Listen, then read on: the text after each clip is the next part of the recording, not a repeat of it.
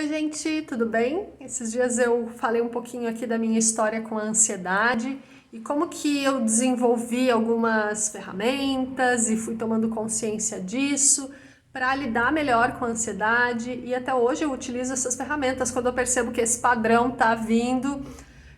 Mas como eu tenho clareza sobre isso, as coisas ficam muito mais fáceis. Então, hoje eu queria compartilhar com vocês aqui uma reflexão para você ter um pouquinho mais de clareza. Se você sofre de ansiedade, já compartilha com pessoas que você acha que possam ser ajudadas com esse conteúdo também. Então, assim, quando você sente ansiedade, é interessante você aprender a olhar para o que está por trás disso, porque a ansiedade, ela muitas vezes é só um sintoma de algo que é mais profundo.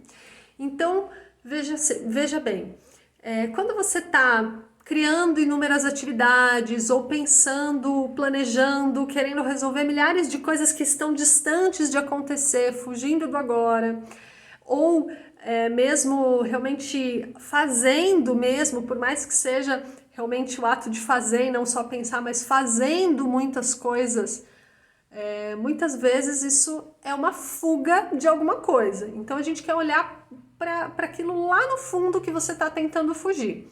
Então faça essa reflexão. Quando isso acontece, quando você começa a criar muitas atividades, muitos pensamentos, você está fazendo isso para quê?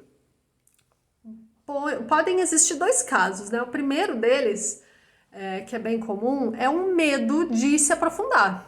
Isso é muito comum porque a gente não aprendeu na escola como lidar com as nossas profundezas, com as nossas emoções, e muitas vezes a gente quer realmente fugir, a gente tem medo daquilo que tem dentro da gente, né? Ao invés de se tornar amigo de nós mesmos e aprender com a gente mesmo, todas as respostas estão aqui dentro, né? Então, qual que é o medo de se aprofundar?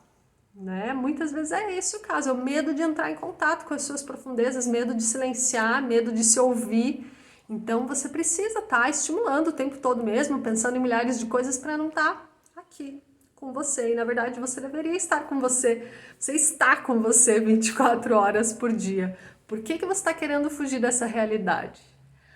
Um outro ponto interessante para se analisar é que a segunda opção poderia ser esse excesso de informações, né, que a gente tem acesso o tempo todo. Na verdade, poderia se dizer assim que é um gatilho dessa sociedade para te fazer estar o tempo todo ocupado. Porque se você não está ocupado, o que acontece? Pode ser que você se sinta ou que você tenha medo que as outras pessoas te vejam de que forma? Como uma pessoa que não é útil. E você é estimulado o tempo todo a ser muito útil, resolver muitas coisas, dar conta de muitas coisas. E será que a gente tem que realmente estar 24 horas por dia sendo útil? Será que se você tiver 24 horas por dia ligado, você realmente consegue dar conta de tudo? Se você conseguir parar e descansar por um minuto nessas 24 horas, talvez você vá ser mais útil nas horas restantes, né? Então, não deixe de lado essa necessidade que a gente tem de realmente descansar. E descansar não é criando mais estímulos para a mente, né? É realmente se permitir esse silêncio, se permitir esse relaxamento verdadeiro. Bom, é interessante essa reflexão, pensa sobre isso, principalmente quando você se perceber entrando num padrão de ansiedade, observa a serviço do que é essa ansiedade, essa necessidade de suprir algo, tá?